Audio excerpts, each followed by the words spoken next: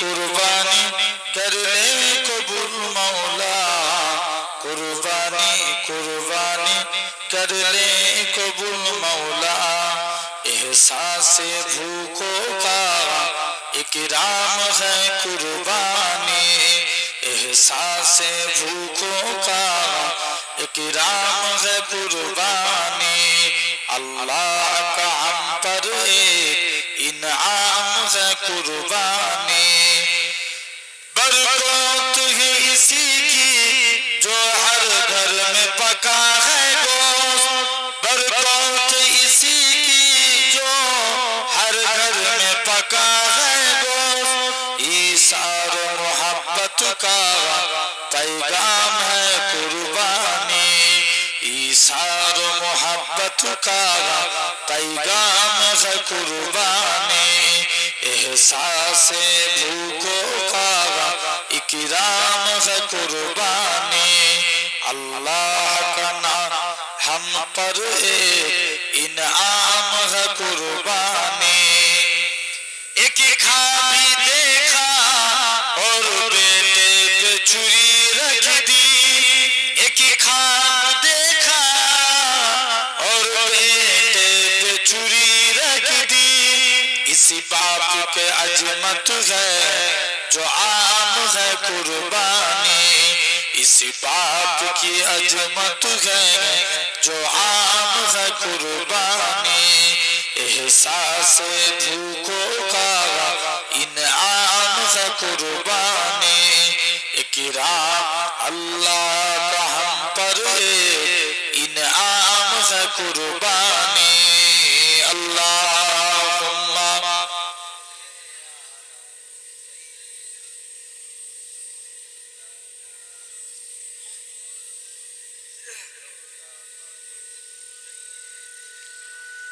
Medina वाला अर्द से आशिकी जो खुन जाए मदीना वाला अर्द से आशिकी जो खुन जाए कलजे खाना मदीनाय रेखे आस्ते चाय कलजे खाना मदीनाय रेखे आस्ते चाय मदीना वाला अर्द से आशिकी जो खुन जाए कलजे खाना मदीनाय রেখে আসতে চায় হইতে পারে তারাও যারা ছিল মদিনায় হইতে পারে তারাও যারা ছিল মদিনায় মদিনা দেখিল নাকি দেখিল জান্নাত মদিনা দেখিল নাকি দেখিল জান্নাত খোদার দুনিয়ায় চাইবার কিছু নাই খোদার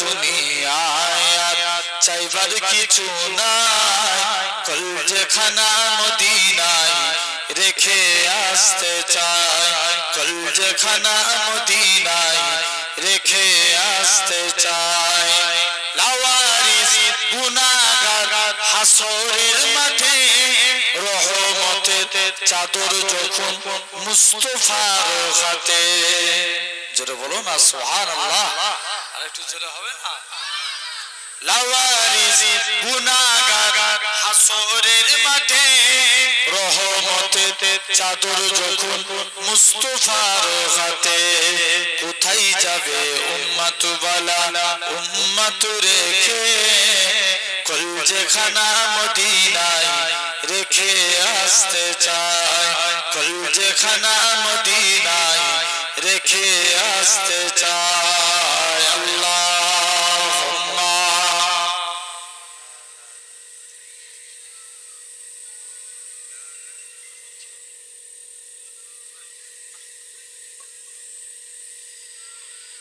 কালেমা লা ইলাহা ইল্লাল্লাহ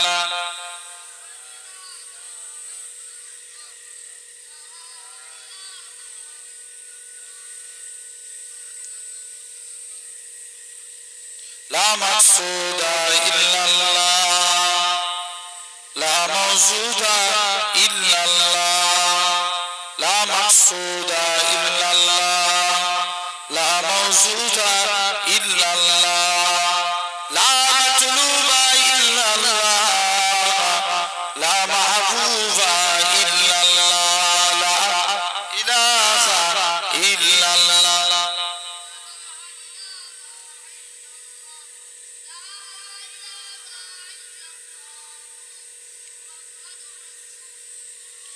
লা রহমানু ইল্লাল্লাহ, লা রাহিমু ইল্লাল্লাহ, লা রহমানু ইল্লাল্লাহ, লা রাহিমু ইল্লাল্লাহ, লা গাফফারু ইল্লাল্লাহ, লা গাফুরু ইল্লাল্লাহ, লা ইলাহা।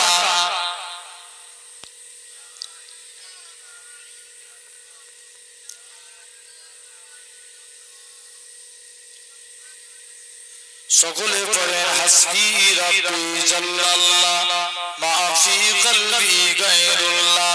জোরে জোরে হাসবি রাব্বি জাল্লাল্লাহ মা ফি কলবি গায়রুল্লাহ।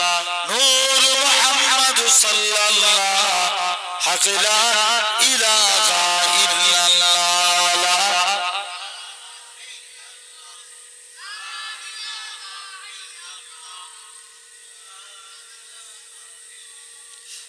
لا إله إلا الله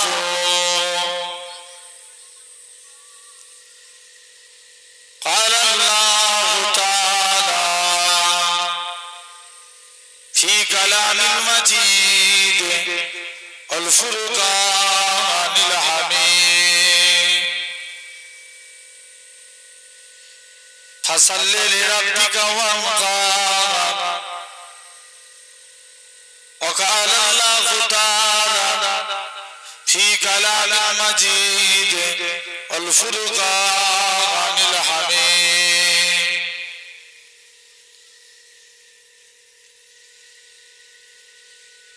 وللذين كفروا بربهم عذاب جهنم وبئس المصير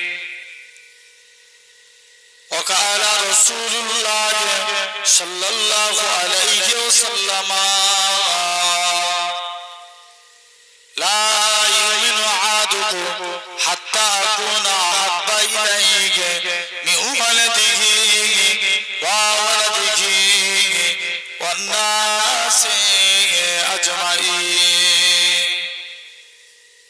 प्यारे हाजिरान मजलिस उपस्थित এই মাহফিল অবস্থাকা বয়োজ্যেষ্ঠ আমার মুরব্বিয়ান চাচাজান বোনেরা, সমবয়স্ক ইয়াং জেনারেশন যুবক তরুণ ভাইরা, পর্দা আড়ালে উপস্থিত আমার মা ও বোনেরা, সদ্য এলাকার মসজিদের ইমাম সাহেব, সম্মানিত আল্লাহর নামাজি বান্দা বোনেরা এবং বিশেষ করে এই চঙ্গাইতলা এলাকার নামাজি মুসল্লি আল্লাহর ঈমানদার বান্দারা, সকলকে জানাই গুনাহগারের তরফ হতে পিন্নগর শরীফের পক্ষ হতে আপনাদের জানাই আন্তরিক সালাম মুবারকবাদ। খিদমতে আপনাদের এসেছি দোয়া নেওয়ার উদ্দেশ্যে, আল্লাহ পাকের দ্বীন ইসলামের খিদমত। আপনারাও প্রত্যেকে অবগত আছেন এবং বিশেষ করে আজকে ঈদুল আজহার দিন, সেই ঈদুল আজহা উপলক্ষে আপনাদের সকলকে জানাই ঈদ মোবারক। তথাপিও আপনারা জানেন যে বাড়িওয়ালা ভাই আজকে পশু জবাই করেছে, সেই পশু জবাইকৃত বা পশু জবাইয়ের মাধ্যমে তার আত্মীয় স্বজন মায়ের মুরব্বী যারা কবরে চলে গেছে, মাগফিরাতের জন্য একটা দোয়ার মজলিস, ঠিক কি না? আল্লাহ কবুল করে নেন এই মজলিসকে, বলেন আল্লাহুম্মা আমিন। তথাপিও যে আল্লাহ আপনার আমার শরীরকে সুস্থ রেখে সবল করে, এই একটু আগে সব ছেলেগুলো দোকানে বসেছিল, কিন্তু জাস্ট এই মুহূর্তে রিসেন্ট একদম এই টাইমে দেখেন অনেকে দোকান থেকে উঠে চলে আসছে, কেউ রাস্তা থেকে ঠিক এক্স্যাক্টলি এই জান্নাতের বাগানে এসে বসেছে। আমরা দেখতে পাচ্ছি আমরা এই জায়গায় জাস্ট একটা নরমালি ছিঁড়া তেরপলের উপরে বসে আছি। আমার আল্লাহ চাইলে পারে একদিন আল্লাহ আপনাদিগকে জান্নাতি সিংহাসনে বসাবে। জোরে বলে জেনে রেখে দেন। তথাপিও আজ আমি সাধারণ চিন্তা করেন আমাদেরই মধ্যে কত মানুষ আছে এই টাইমে এখন আরামের বিছানার মধ্যে ঘুমাচ্ছে, আছে আরো কত মানুষ আছে এই টাইমে হসপিটাল বলেন নার্সিংহোম বলেন বিভিন্ন জায়গায় অসুস্থ অবস্থায় বেডের বিছানার মধ্যে শুয়ে আছে, আরো কত মানুষ আছে এই টাইমে পাপ কাজে অন্যায় কাজে লিপ্ত হয়ে আছে। তো আমার আল্লাহ কত বড় দয়াবান, কত বড় মেহেরবান যে আল্লাহ আপনার আমার শরীরকে সুস্থ রেখে সবল করে তামাম গুনাহ থেকে দূরে সরিয়ে রেখে এমন এক কোরআন হাদিসের মাহফিলে বসার তৌফিক দিয়েছেন যে জায়গায় বসলে আল্লাহ এমনি গুনাহ মাফ করে দেয়। জোরে বলবেন না?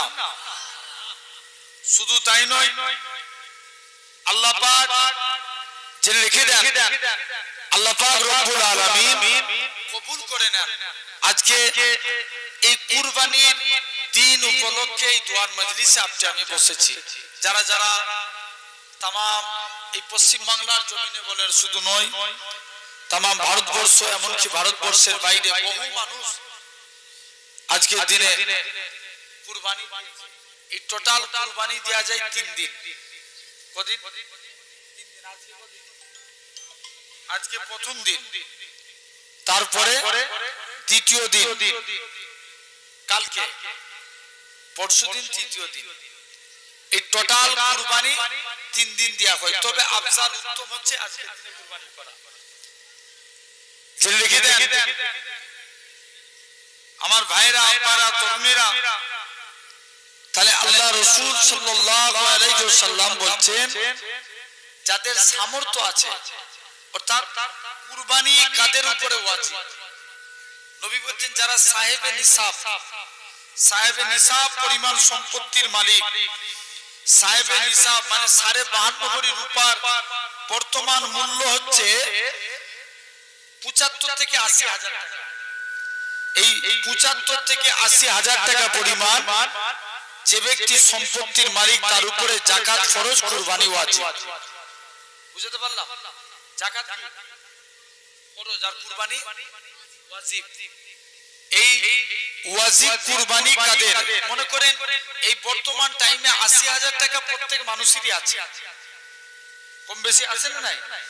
তাহলে তাদের উপরে একটা করে অংশ দেয়া, যে ব্যক্তি এই সম্পত্তির মালিক তার উপরে কুরবানি দেওয়া ওয়াজিব।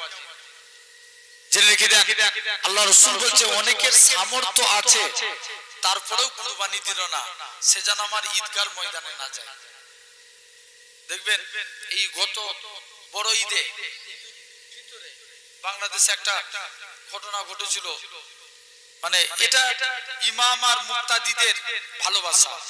সব যারা ঈদগার ময়দানে রোজা না রেখে গেছে সব আন্দোলন হয়েছে না? দেখবেন এরকম অনেকে করে, কিন্তু দেখেন আল্লাহ আপনাদের সামর্থ্য দিয়েছে তারপরেও কুরবানি করেন। মুসলমান ছেলে মেয়েরা, তরুণেরা,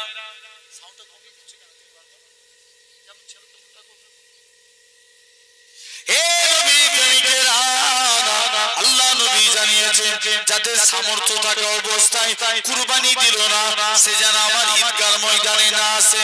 আর নবী জানিয়ে দেন যাদের সামর্থ্য আছে অথচ কুরবানি দিল, কুরবানি দেওয়ার পরে কুরবানির রক্তটা, কুরবানির পশু এরকম ভাবে জবাইকৃত পশুর রক্তটা যখন জমিনায় পড়বে, জমিনায় পড়ার পূর্বে আল্লাহ তার কুরবানিকে কবুল করে না।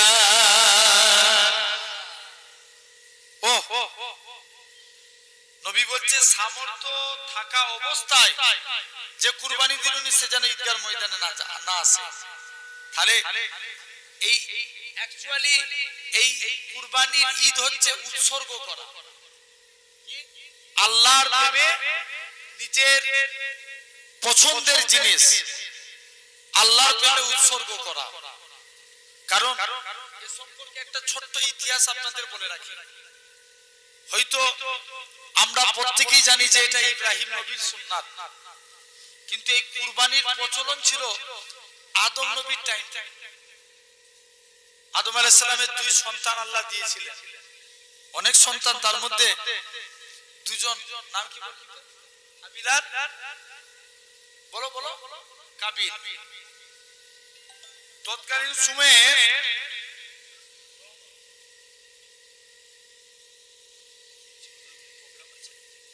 কেটে দিয়েছে কিনা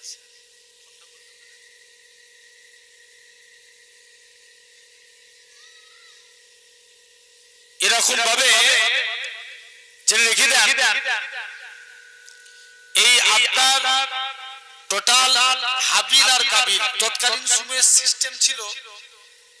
কাবিল কি করত? ফসল চাষ করত, ফসল শস্য।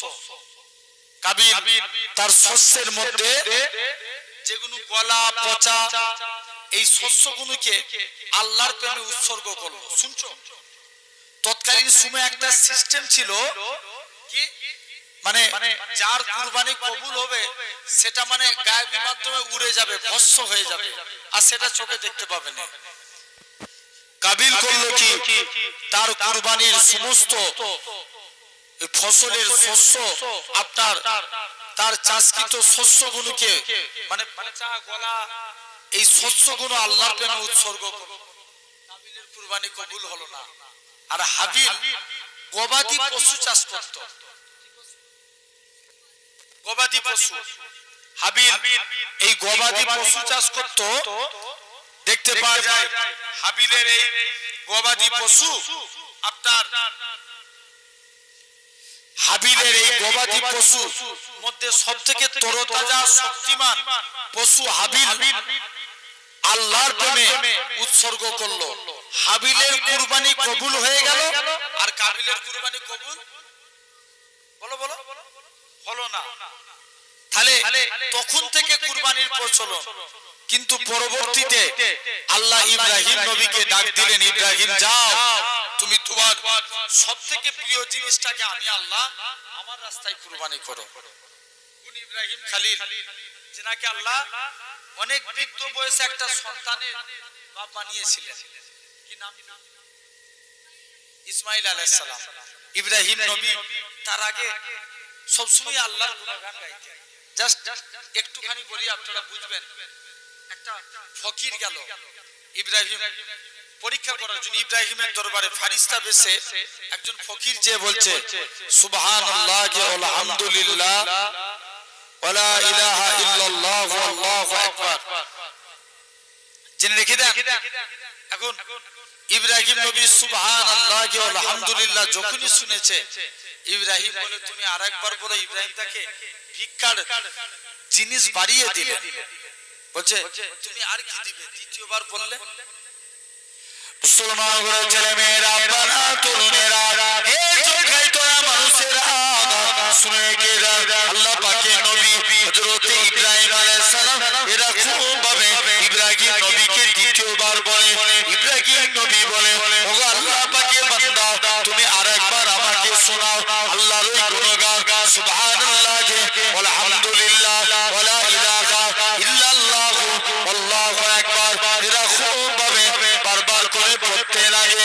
এরা খুব ভাবে ইব্রাহিম নবী তার সম্পত্তির অর্ধেক দিয়ে দিল। ইব্রাহিম নবী আল্লাহর নাম কারা শুনে অন্তরে তৃপ্তি হয় না।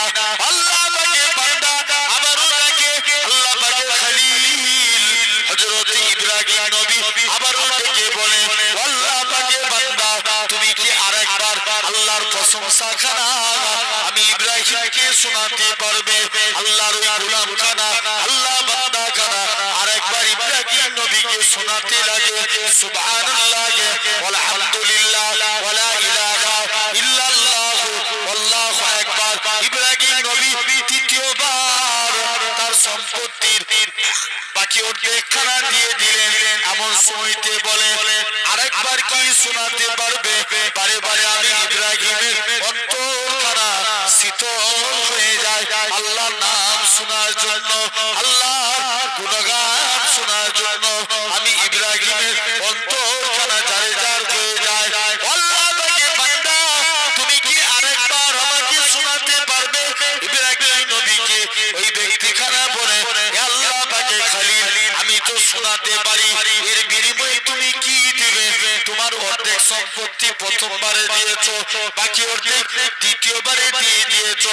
ইব্রাহিম নবী বলে, তুমি যদি আরেকবার আল্লাহর নাম কানা শোনাও, আমি ইব্রাহিম নবী তোমার গোলামি করে কাটিয়ে দেব। সেই ইব্রাহিম আলাইহিস সালামকে আল্লাহ বুড়ো বয়সে সন্তানের বাপ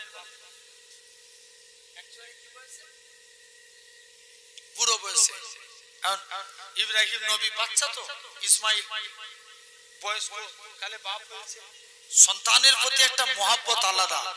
আল্লাহ বলা কওয়া করছে, আল্লাহ তোমার ইব্রাহিম তোমাকে আর আগে কথা বলে বলো বলো বলো ফেরেশতারা বলা কওয়া করছে, আল্লাহ তোমার ইব্রাহিম মনে হচ্ছে তোমাকে আর আগে ভালোবাসে না। যদি বাসতো সে তো নিজের ছেলে বাদ দিয়ে তোমার বেশি গুণগান গাইতো। আল্লাহ বলছে পরীক্ষা লুক, আল্লাহ কই পরীক্ষা নেন। ফেরেশতারা বলছে, আল্লাহ বলছে, আল্লাহ হুকুম করলে ইব্রাহিম যাও, তোমার সবথেকে প্রিয় জিনিসটাকে আমি আল্লাহ আমার রাস্তায় কুরবানি করো। এখন বলো ইব্রাহিম নবী কি ইসমাইল নবীকে কুরবানি করেছিল? করেছিল। কারণ আসেন এখানেই বুঝার জিনিস, ওয়াজ শুধু শুনলে হবে না, বুঝতে হবে। ইব্রাহিম নবী ইসমাইল নবীকে কুরবানি কেমন? আল্লাহ পয়গম্বর হযরতে ইসমাইল আলাইহিস সালামকে নিয়ে চলে গেলেন। আল্লাহ হুকুম করছে, ইব্রাহিম যাও, তুমি তোমার সবথেকে প্রিয় জিনিসটাকে আমি আল্লাহ আমার রাস্তায় কুরবানি করো। মুসলমান ছেলেমেয়েরা, বাবা তরুণেরা, হে নবী বাগিয়ে প্রেমিকেরা, শুনে রেখে যান, হযরত ইব্রাহিম নবী ইসমাইল নবীকে নিয়ে চলে গেলেন। গলায় ছুরি চালায়, ছুরি চলে না। আর এমন সময়তে আমার আল্লাহ ডাক দিয়ে বলে, হে আমার খলিল, চলে যাও চলে যাও, তুমি তোমার সবথেকে প্রিয় জিনিসটাকে আমি আল্লাহ পাক আমার রাস্তায় কুরবানি করো। হযরত ইব্রাহিম নবী ইসমাইল নবীকে নিয়ে চলে গেলেন। গলায় ছুরি চালায়, ছুরি চলে না। এমন সময়তে ইসমাইল নবী এরকম ভাবে আস্তে আস্তে করে ইব্রাহিম নবী 100 থেকে 200 উট কুরবানি করলেন। কিতাবে সেই ইব্রাহিমের কুরবানি কবুল হলো না।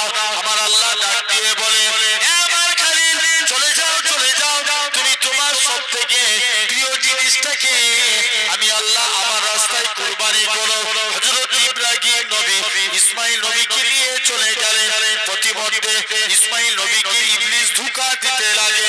আজও যারা এরকম ভাবে ইসমাইল নবী বলে আব্বা জান, ইবলিস আমায় ধোঁকা দিতে লাগে, তার আগে আব্বা জান হাজেরাকে এসে বলে, হে বিবি হাজেরা, তোমার স্বামী খেপে গিয়েছে, আল্লাহর প্রেমে নিজের বাচ্চাকে, তোমার একমাত্র শখের বাচ্চাকে কুরবানি করতে নিয়ে যাচ্ছে। আম্মা জান হাজেরা বলে, অনেক শুনে রেখে দে, আমার স্বামী যদি আল্লাহর প্রেমে আমার বাচ্চাকে কুরবানি করে, আমি হাজেরা তাতে রাজি। এরকম ভাবে হযরত ইব্রাহিম নবী ইসমাইল নবীকে এরকম ভাবে ইবলিস ধোঁকা দিতে লাগে। ইব্রাহিম নবী বলে, বাবা তুমি পাথর মারো। সেদিনে ইসমাইলের পাথর মারাটাকে আল্লাহ কবুল করে নিয়েছিল। আজও যারা হজ পাকিয়ে যায়, হাজিরা হজ করতে যায়, হাজিদের জন্য পাথর মারাটা হজের একটা সরই বিধান আল্লাহ করে দিয়েছে।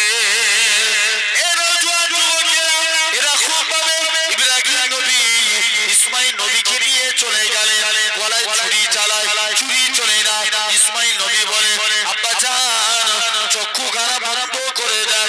চক্ষু খানা বন্ধ করে দিয়েছে। ইব্রাহিম জানে ছুরি চালিয়ে দিয়েছে, রক্ত বেরিয়ে পড়েছে। ইব্রাহিম জানে আমি আমার বাচ্চাকে জবা করে ফেলেছি, আমি আমার ইসমাইলের থেকে আমার আল্লাহকে বেশি ভালোবাসি। এই পরীক্ষা আমি জিতে গিয়েছি, আমি আমার ইসমাইলের থেকে আমার আল্লাহকে বেশি মহব্বত করি। এই পরীক্ষা আমি পাস করে গিয়েছি। চোখ খুলে দেখে ইসমাইল জবাব হয়নি, তুম্বা জবাব হয়েছে। সেদিনে যদি ইসমাইল নবী সত্যিই জবাই হয়ে যেত, তাহলে আল্লাহ শরীয়তের বিধান হতো প্রতিটা বছরে একটা করে নিজের বাচ্চাদের জবাই করা। কিন্তু আল্লাহ জানে আখিরি জামানা আমার বান্দারা এটা পারবে। আল্লাহ হুকুম হলো, আল্লাহ দুম্বা পাঠিয়ে দিলেন। তাই সেদিন ইব্রাহিমের নবী ইব্রাহিম নবীর কুরবানি আল্লাহ কবুল করলো। দেখেন উম্মতে মুহাম্মদীর জন্য যারা সাহেবে নিসাব, তাদের জন্য কুরবানিকে আল্লাহ ওয়াজিব করে দিল। জেনে রেখে দেন। কারণ কুরবানি কাদের উপরে ওয়াজিব?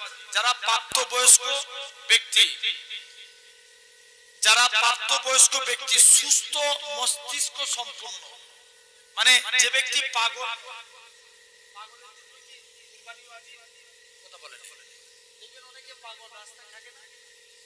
তাদের জন্য কি কুরবানি ওয়াজিব? না। আর প্রাপ্তবয়স্ক মানে যার যে সাবালক হয়েছে, মুকিম হওয়া মুসলিম নরনারী, এরকম ভাবে জেনে রেখে দেন এই ইনাদের উপরে কুরবানি। এরা যদি জিলহজ মাসের 10 তারিখ থেকে জিলহজ মাসের 12 তারিখ সূর্যাস্ত পর্যন্ত সময়ের ভিতরে যদি এরা সাহেবে নিসাব পরিমাণ সম্পত্তির মালিক হয়, তাদের উপরে কুরবানি ওয়াজিব। বুঝাতে পারলাম?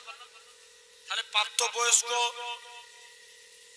তারপরে সুস্থ মস্তিষ্ক মানে ভালো মানুষ, মুকিম হওয়া মুসলিম নরনারী, এই 10 থেকে 12 মানে কদিন? 3 দিন, 10, 11, 12, এই 3 দিনের মধ্যে যদি এরা সাহেবে নিসাব পরিমাণ সম্পত্তির মালিক হয়, এদের উপরে কুরবানি ওয়াজিব। জেনে রেখে দেন আল্লাহ পাক রব্বুল আলামিন এরকম ভাবে কুরবানি করার নির্দেশ স্বয়ং আমার আল্লাহ দিয়েছেন।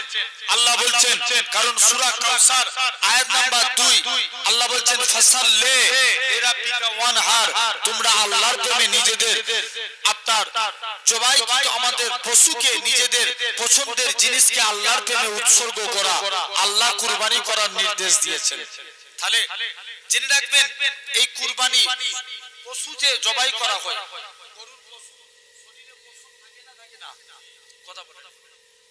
যত পশম থাকবে আল্লাহ তার নামে তত গুণ বেশি সওয়াব দিতে থাকবে। শুধু তাই নয়, তাহলে আজ আমাদের উচিত, দেখেন আবারও বললাম, এই 3 দিনের মধ্যে যদি কেউ সাহেবে নিসাব হয়, তাহলে যারা এখনো দিতে পারি না, ভাই একটা গরুতে কত নাম দেয়া যায়? 7 জনের, একটা ছাগলে 1 জন। মনে করেন আমাদের এলাকায় সচরাচর গরু আর ছাগলই চলে, ঠিক না? জেনে রেখে দেন একটা গরু আপনি একা কিনতে পারেন না। মনে করেন এখানে 7 জন বসে আছে, 7 জন মিলে একটা করে অংশ দেন। এক্স্যাক্টলি আমি বোঝানোর জন্য বলছি, মনে করেন একটা গরুর দাম আপনার 21,000 টাকা, 7 জন মিলে দিচ্ছেন, ভাগে কত করে পড়বে? 3,000 করে। 3,000 করে 21,000 টাকা দাম হলে 3,000 টাকা করে এক একজনের ভাগে পড়বে। কত টাকা কত দিকে চলে যায়। তাহলে তোমরা কেন পারো না যুবক? সবাই মিলে এরকম ভাবে কুরবানির হার বাড়ান, ইনশাআল্লাহ আল্লাহ খুশি হয়ে যাবে। কারণ এটা আল্লাহর, এই টাইমটা আল্লাহর পরীক্ষা। আল্লাহ বান্দাকে ধন দিয়ে পরীক্ষা করে, আবার টাকা কেড়ে নিয়েও আল্লাহ পরীক্ষা করে। তুমি কি ভাবছো আজ হয়তো আল্লাহ তোমাকে টাকা দিয়েছে, তুমি আল্লাহকে ভুলে গেছো? এরকম আছে? কথা বলেন। সমাজে 90% মানুষ আছে এরকম, দেখবেন যখন বরকত রহমত শুনছো, যখন টাকা থাকে, যখন না থাকে তখন বারে বারে আল্লাহকে ডাকে, ডাকে না? যে আল্লাহ তুমি আমার রিজিক বাড়িয়ে দাও। দেখবেন যেই আল্লাহ টাকার মুখ দেখে দেয়, টাকা মালিক হয়ে যায়, সে কিন্তু আল্লাহ ভুলে যায়। আল্লাহ এগুলো পরীক্ষা করেন। এটা তো এই কুরবানির টাইম, এটা ইসমাইল নবীর পরীক্ষা ছিল না? এটা ইসমাইল নবীর পরীক্ষা ছিল। আল্লাহ তোমাদিওকে আমাদিওকে পরীক্ষা করবেন। মুসলমান ঘরের ছেলে মেয়েরা, বাবা তরুণেরা, এই জঙ্গাই তোরা মানুষেরা শুনে রেখে দেন, আল্লাহ কাউকে ধন দিয়ে পরীক্ষা করে, আবার আল্লাহ কারো গায়ে দিয়ে টাকা কেড়ে নিয়ে পরীক্ষা করে। কিন্তু আমাদের ঈমান আনা লাগবে ফেরেশতাদের উপরে। আমরা আমরা ঈমান এনেছি ফেরেশতাদের উপরে, রাসূলের উপরে, কিতাবের উপরে, এবং পরকালে পুনরায় জীবিত হবে এটার উপরে, আমাদের মরণ হবে এটার উপরে, এরকম ভাবে ভালো মন্দের উপরে। যুবক তুমি কেন মনে করো না যখন তোমার আল্লাহ বরকত দেয় তখন তুমি মনে করো আল্লাহ আমায় ভালো দেখছে, কিন্তু যখন তুমি ব্যবসায় লস খেয়ে গেছো কেন মনে করো না এটা আমার নসিবে ছিল? আল্লাহ পাক এরকম ভাবে প্রতিটা মানুষকে পরীক্ষা করবেন। আল্লাহ ফেরাউনের সামনে আম্মা জান আসিয়াকে পরীক্ষা করেছিলেন। আমার আল্লাহ জানে আমার আসিয়া আমি আল্লাহ পাক আমাকে কতটা মহব্বত করে ফেরাউনের কানে পৌঁছে দিল। আল্লাহ তো জানে আসিয়া আল্লাহকে কতটা মহব্বত করে, কিন্তু ফেরাউন তো জানে না। ফেরাউনের কানে পৌঁছে দিল। এ দুনিয়া বাদশা ফেরাউন, আমার প্রভু আজকে দিনে আমার আসিয়া তোমাকে প্রভু বলে মানে না, আমার আসিয়া তোমাকে রব বলে মানে না, আমার আসিয়া তোমাকে আল্লাহ বলে মানে না, আমার আসিয়া তোমাকে খুদা বলে মানে না। এরকম ভাবে ফেরাউন আসিয়াকে ডেকে পাঠালো। আসিয়া তিনটে বাচ্চাকে সামনে রেখে বলেছিল, হে দুনিয়া বাদশা ফেরাউন, আমি তোমাকে প্রভু বলে মানি না, আমি তোমাকে রব বলে মানি না, আমি তাকে আল্লাহ বলে মানি। যিনি লিল্লাহ যে মা ফিস সামাওয়াতি ওয়া মা ফিল আরদ, জমিন আসমানের একমাত্র মালিক, সেই আল্লাহকে আল্লাহ বলে মানি। আল্লাহ এরকম পরীক্ষা করবে। আল্লাহ এই যে এখন জালেম বাদশা দেখছেন না, এখন তো আমি সবাই অনেকে ফেসবুক ইউটিউবে অনেকে বলছে কি কুরবানির গোশত কেউ ফেসবুকে ছাড়বেন না, হোয়াটসঅ্যাপে ছাড়বেন না। আচ্ছা এটা কি ছাড়ে? কথা বলে কেউ ছাড়ে? কেউ ছাড়ে না। কিন্তু একবারও আমাদের বলা উচিত যে এখন কুরবানির গোশত এই ধরেন কাল পরশু কুরবানি হবে, তো কুরবানির গোশত যখন আত্মীয় স্বজনদেরকে বন্টন করতে যাবেন, সাথে দুজন তিনজন করে যাবেন। কথা বলে এখন দেখবেন এরকম সমাজে অনেক কুলাঙ্গার বেরিয়েছে, এরা সমাজে দ্বন্দ্বের সৃষ্টি করছে এবং মানুষের উপরে নির্যাতন করছে। এরকম পশ্চিমবাংলাতে চালু হয়েছে না হয়নি? মিডিয়া খুলে দেখেন, নেটে দেখেন, অনেক জায়গায় রাস্তায় গাড়ি করে গরু নিয়ে যাচ্ছে, কুরবানির গরু, সেই গরুগুলোকে নামিয়ে দিয়ে বলছে আমরা এই গরুগুলোকে নিষ্কৃতি দিয়েছি। কি অবস্থা দেখেন, জেনে রেখে দেন আমার ভাইয়েরা, আব্বারা, তরুণেরা, তাহলে খবরদার আল্লাহর প্রেমে আমরা নিজেদের জবাইকৃত আমরা নিজেদের পশুকে কুরবানি করব। তবে জানবেন কুরবানি নয়, আসল টাকা। কথা বলে দেখবেন কম্পিটিশনের মার্কেট হচ্ছে না। কেউ যদি শুনছো, কেউ যদি 20,000 টাকা দিয়ে কিনে, বলে 20,000 দিয়ে নিয়েছে, দাঁড়া আমি 25,000 দিয়ে, 25 দিয়ে কিনেছে, বলছে আমি 50,000-এ কিনবো। আছে না নাই? কথা বলে একজন 1 লাখ টাকা দিয়ে কিনে, সে আবার নিয়ত করে যে বড় হুজুর দিয়ে সে কুরবানি করব। আছে না? কথা বলে না, জেনে রেখে দেন। কিন্তু বলার উদ্দেশ্য হলো এটাই, কুরবানি দেওয়ার আগে যদি নিজে আল্লাহর প্রেমে কুরবানি না হতে পারি, কুরবানি করব। শুনছেন না? তাহলে আগে কাকে? নিজেকে আল্লাহর প্রেমে কুরবানি করতে হবে। কুরবানি শব্দের আবিধানিক অর্থ মানে শাব্দিক যে অর্থ, এর অর্থ হচ্ছে উৎসর্গ করা। কুরবানি মানে নৈকট্য, সান্নিধ্য, উৎসর্গ করা। অর্থাৎ ঈদ উল আজহার দিনগুলোতে আল্লাহর সন্তুষ্ট লাভের উদ্দেশ্যে নির্দিষ্ট পশু জবাই করাকে কুরবানি বলা হয়। পশু জবাইকে কুরবানি বলা হয়। শুনছেন না? এখানে মাসলা মাসাইলের ব্যাপার সম্পর্কে আমি আপনাদের কাছে আলোচনা করি, জেনে রেখে দেন আমার ভাইরা, আব্বারা, তরুণেরা। তাহলে আজ আপনাকে আমাকে ভাবা লাগবে এরকম ভাবে আল্লাহ রাসূল সাল্লাল্লাহু আলাইহি ওয়াসাল্লাম বলছেন যে প্রতিটা পরিবারের পক্ষ থেকে কুরবানি দেওয়ার বিধান রয়েছে। দলিল হচ্ছে নবী করিম সাল্লাল্লাহু আলাইহি সাল্লামের বাণী, প্রতিটা পরিবারের পক্ষ থেকে প্রতি বছর একটি করে কুরবানি দেওয়া ওয়াজিব। মুসনাদে আহমদ 20,207 নম্বর হাদিস। শুনছেন না? প্রতিটা পরিবারের পক্ষ থেকে একটা করে নাম ওয়াজিব, জেনে রেখে দেন। এটা আল্লাহ রাসূল সাল্লাল্লাহু আলাইহি ওয়াসাল্লাম বলছেন। শুধু তাই নয়, তাহলে আমাদের প্রত্যেকের জন্য জেনে রেখে দেন যারা সাহেবে নিসাব পরিমাণ সম্পত্তির মালিক, ওয়াজিব। এই জিনিসটাকে বেশি বেশি করে প্রচার করে, বেশি বেশি করে প্রসার করে। কারণ দিনকে দিন দেখেন অনেকে দিনার বাহানা দেখিয়ে কুরবানি কাটে, আছে না নাই? কথা বলে এই জোর করে বলো। অনেকে আবার নিজে বলে গরিব মানুষ, অথচ দেখো সে বাড়ি করেছে 1 লাখ টাকা খরচা করে। আরে হ্যাঁ না না বলো, হচ্ছে না? তুমি অনেকে বলে আমি গরিব মানুষ কুরবানি দিতে পারবো না, বাইক চলছে 2 লাখ টাকার বাইক। কথা বলে না, হচ্ছে না? জেনে রেখে দেন আমার ভাইরা, আপনারা তরুণেরা, অনেকে বলে আমি কুরবানি দিতে পারবো না, একদম বাস্তব কথা। অথচ মোবাইল নিয়ে ঘুরছে দেখেন 50,000 30,000। কথা বলে চলছে না? তাহলে খবরদার, আল্লাহর এই কুরবানি মানে তো উৎসর্গ করা আল্লাহর প্রেমে। ভাই নামাজ পড়েন আল্লাহর জন্য, আমাদের প্রতিটা কাজ আল্লাহ। মুসলমান ছেলে মেয়েরা, আপনারা তরুণেরা, এই চমকাই তোরা মানুষেরা, শুনে রেখে দাও, তোমার প্রতিটা কাজ আল্লাহর জন্য করতে হবে। তুমি নামাজ পড়বে আল্লাহর জন্য, তুমি রোজা রাখবে আল্লাহর জন্য, তুমি হজ করবে আল্লাহর জন্য, তুমি কুরবানি দিবে আল্লাহর জন্য।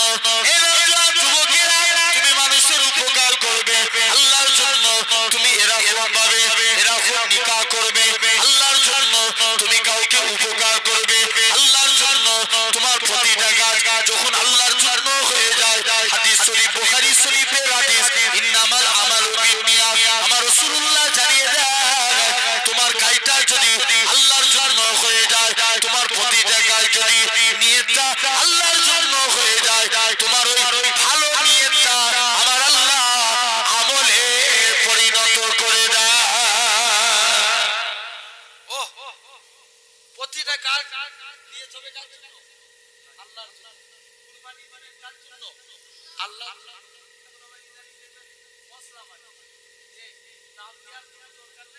আল্লাহর নামে কুরবানি। ভাই কুরবানিটা কার নামে হয়? কথা বলো। আল্লাহর উদ্দেশ্যেই তো দেয়। কার জন্য?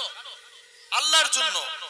জেনে রেখে দেন, এমনও মানুষ আছে নিজে 5 বছর ধরে আপনার এলাকায় দেখেছি, আপনার 5 বছর ধরে একটা গরু পুষেছে, 6 বছর ধরে গরু পুষে কুরবানির জন্য রেখেছে, আছে না নাই?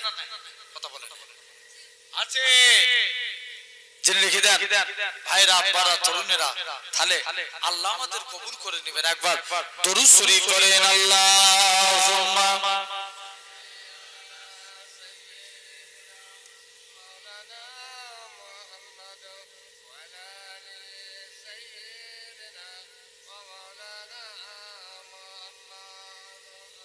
দরুদ শরীফ আল্লাহুম্মা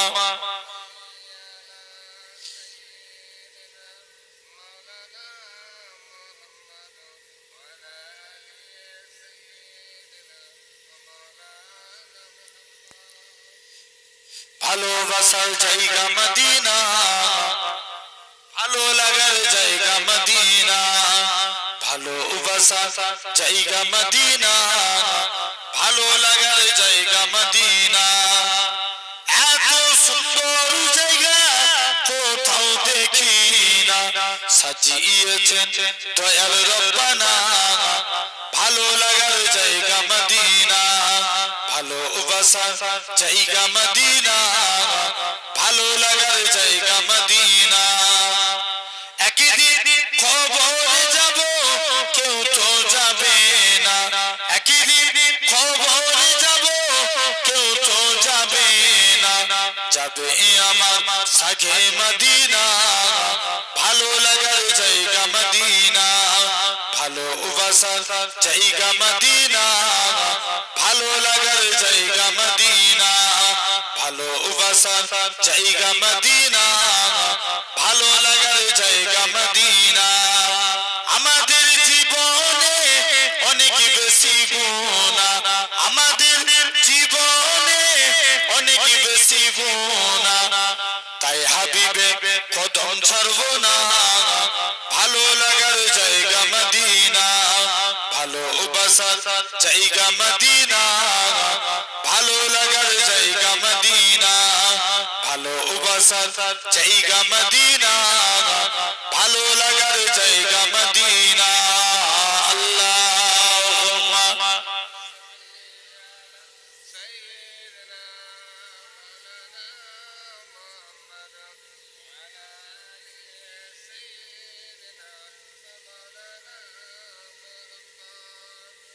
لبيك اللهم لبيك لبيك اللهم لبيك لبيك اللهم لبيك لا شريك لك لبيك إن الحمد والنعمة لك الملك لا شريك لك لبيك তোমারি ঘর দূর মক্কায় কত ভাই বোন যাই ছুটে যায় তোমারি ঘর দূর মক্কায় কত ভাই বোন যাই ছুটে যায় মরাও যেতে চায় আরবের কাবায় জোরে বলো না আর একটু জোরে হবে না মরাও যেতে চায় আরবের কাবায় কবুল করো এই প্রার্থনা কবুল করো এই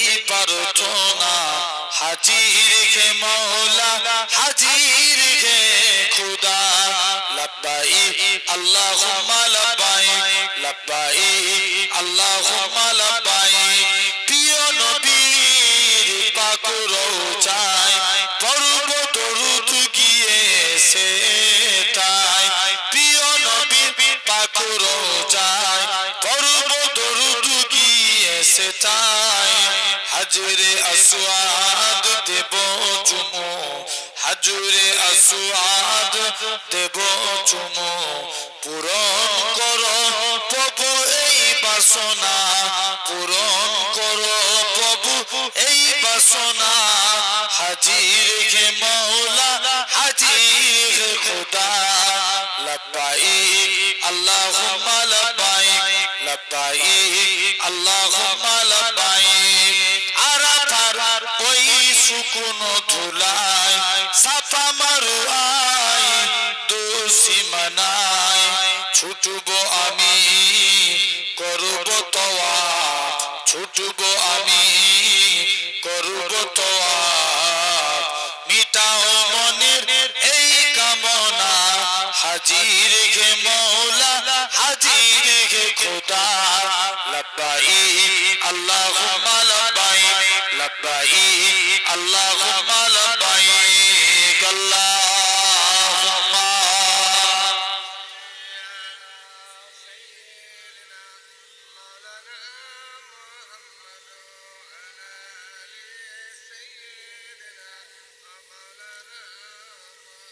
আমার ভাইরা আপনারা তরুণেরা তাহলে আসেন আল্লাহ কবুল করে নেন তাহলে আমি একটা পাঠ আপনাদের কাছে কুরবানির সম্পর্কে আলোচনা করলাম কারণ কুরবানির অনেক অনেক ইতিহাস তথাপিও আল্লাহ আমাদের যারা আমি দোয়া করি আল্লাহ বাড়িওয়ালা ভাইও যে কুরবানি দিয়েছেন আল্লাহ কুরবানিকে কবুল করে নেন বলেন আল্লাহুম্মা আমিন এবং যে নিয়ত করে দিয়েছেন আল্লাহ যেন নিয়তকে পুরা করেন ওনার আত্মীয় স্বজন যারা মায়ে মুরব্বি কবরে চলে গেছেন আল্লাহ যেন নাজাত দিয়ে দেন বলেন আল্লাহুম্মা আমিন তথাপিও আমাদের মাথায় রাখতে হবে আমাদের চিন্তা করা লাগবে আমরা যেন আগামীতে আরো বেশি বেশি করে আল্লাহর প্রেমে আমরা পশু উৎসর্গ করতে পারি আল্লাহর প্রেমে পশু জবাই করতে পারি আল্লাহ যেন আমাদের কবুল করে নেন আল্লাহ আমাদের প্রত্যেকে নিয়ত করেন দেখবেন শুনছেন নিয়ত করে দিয়ানোর মালিককে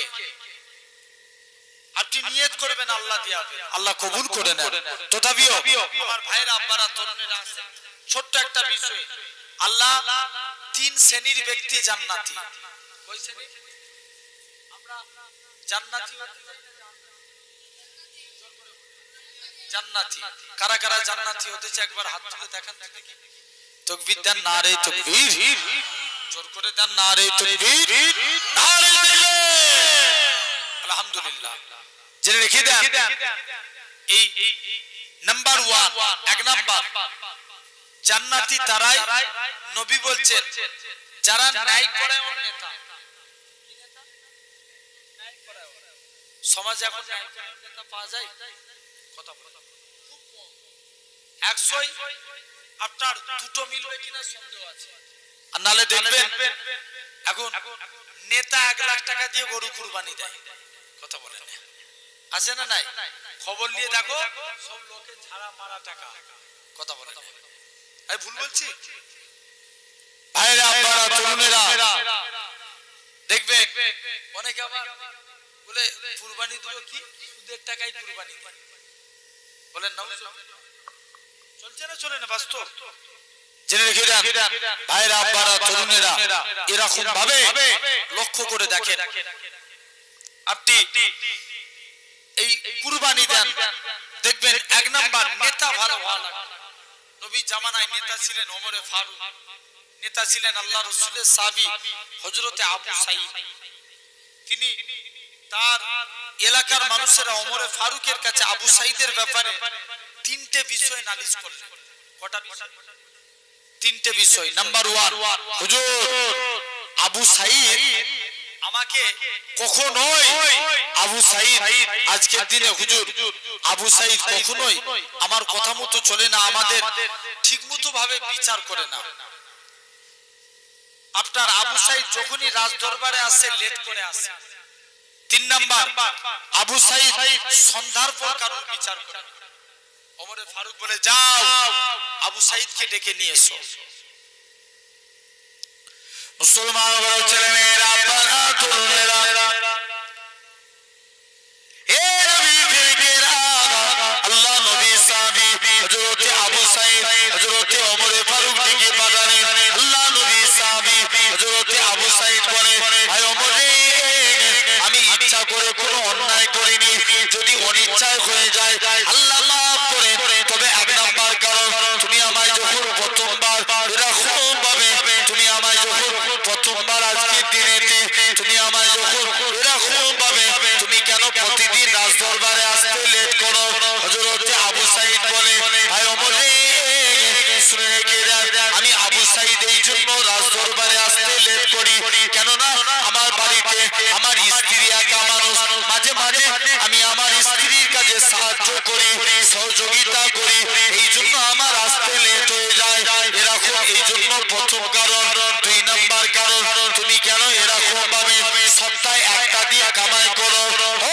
যুবকেরা আল্লাহ নবী সাহাবী হযরতে আবু সাঈদ বলে ভাই ওমর রে আমি এই জন্য লেট করে ফেলি কেন না শুনে রেখে দেন আমার বাড়িতে এরকম ভাবে আমার বাড়িতে একটাই মাত্র পরনার কাপড় যাতে করে আমি পরনার কাপড়টা পরিধান করে যাতে করে আমি এরকম ভাবে পবিত্র জামা কাপড় পরে জুম্মার নামাজটা পড়তে পারি এই জন্য আমার একটা দিন করে কামাই হয় 3 নাম্বার কারণ তুমি সন্ধ্যার পর কারো কেন বিচার করো না হযরতে আবু সাঈদ বলে ভাই ওমর রে শুনে রেখে দাও আমি সন্ধ্যার পর কারো বিচার করি না কেন না আল্লাহ নবী জানিয়েছে তোমরা তাড়াতাড়ি করে ঈশার নামাজ পড়ে ঘুমিয়ে পড়ো গভীর রজনীতে উঠে তাহাজ্জুদের নামাজ পড়ো কেন না আমি রাসূলুল্লাহ এই আমল খানা করি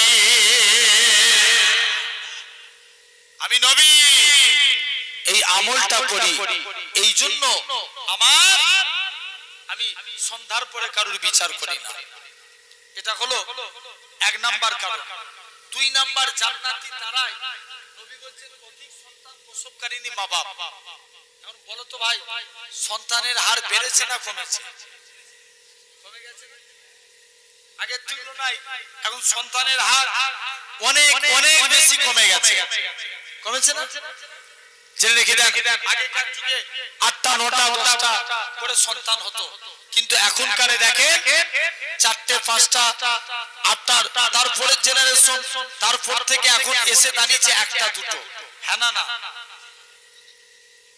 জেনে রেখে দেন আমার ভাইরা আব্বারা তরুণেরা তাহলে কাজে কাজে আপনাকে আমাকে লক্ষ্য করা লাগবে এই সন্তানের হার ব্যাপক হারে কমে গেছে আর নবী বলছে যে আমার উম্মতের সংখ্যা যত বাড়বে কিয়ামতের দিন আমি নবী তার জন্য আল্লাহর কাছে গর্ব প্রকাশ করব কারণ সমস্ত নবীর থেকে আমি নবী আমার উম্মতের সংখ্যা বেশি জোরে বলো আরেকটু চিল্লা বলা গেল ও সব নবীর থেকে আমি নবী আমার উম্মতের সংখ্যা বেশি এটা হলো নাম্বার 1 জেনে রেখে দেন 2 নাম্বার হয়ে গেল 3 নাম্বার জান্নাতি তারা যারা ফি সাবিলিল্লাহ আল্লাহর পথে যুদ্ধ করে শহীদ হয় কার পথে আল্লাহর পথে জিহাদ করে শহীদ হয় জেনে রাখবেন এরকম নবীর একজন সাহাবী ছিলেন যিনার নাম ছিল হযরতে, যিনার দুইটা চোখই ছিল অন্ধ।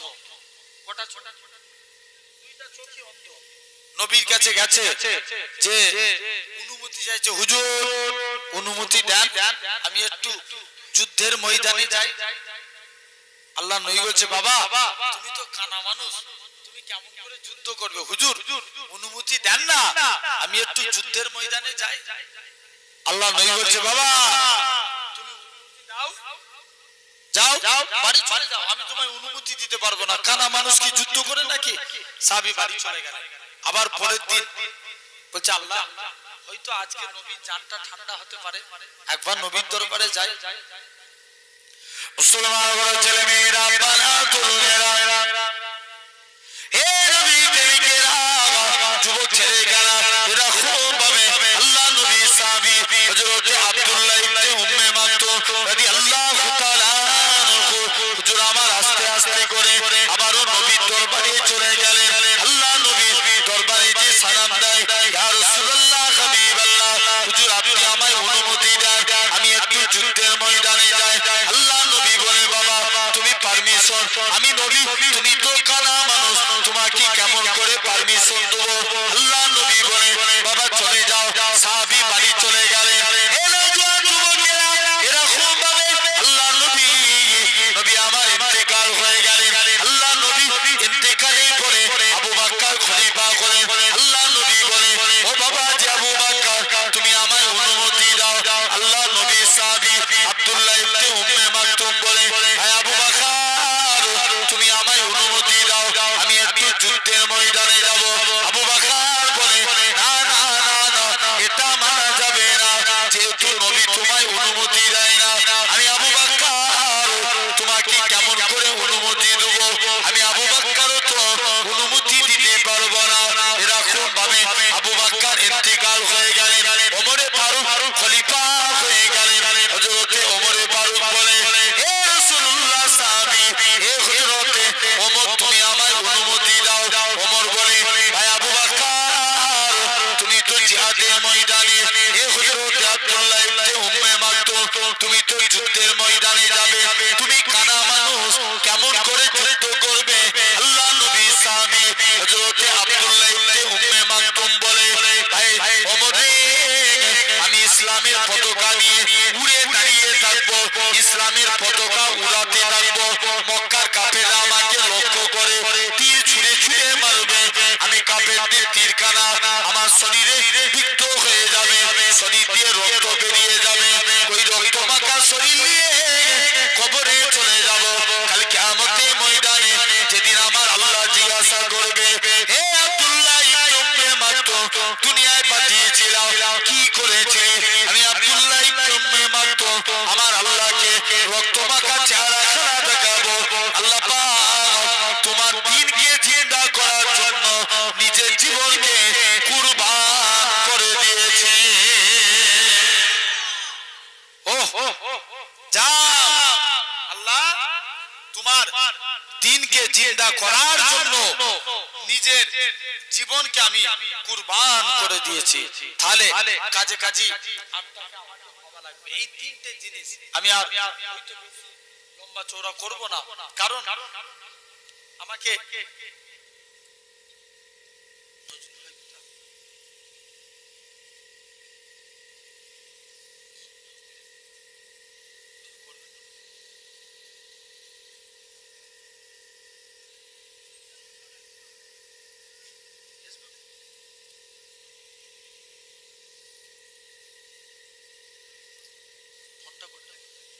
একবার দরুদ শরীফ আল্লাহুম্মা